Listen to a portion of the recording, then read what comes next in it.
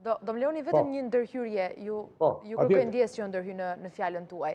Por me të drejtë, jeni duke e përmendur tani aktualisht edhe rolin e mësuesit e të tjerë dhe ka një arsye sepse këtë temë bëhet pikërisht në këtë moment. Kam përshtypjen që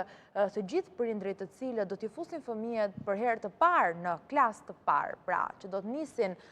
po quaj ato hapat e para të mësimit, pra do të futen në një ambient të ri sepse kalojnë nga kopshti në shkollë, pa diskutim edhe të gjithë ata prindër të cilët i përkasin ose fëmijët e tyre janë në një moshë më të madhe, megjithatë do të kalojnë gjithashtu një tjetër ndryshim, siç është për shembull kalimi nga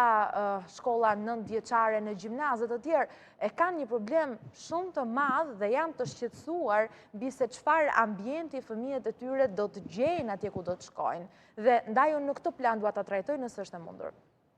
Patjetër, optika juaj e shikimit problemit është shumë e saktë, sepse pikërisht në momentet e ndryshimit të cikleve të studimit të fëmijëve, ndeshen më shumë sepse ndryshojnë raportet e reja, krijojnë shoqëri të reja, krijojnë pëlqime dhe mos pëlqime të cilat shpeshherë janë rastësore, po pastaj bëhen themelore.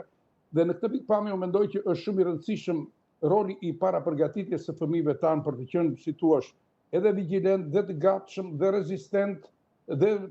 me aftësi për ta shmangur bullizimin që ndodh në shkollë.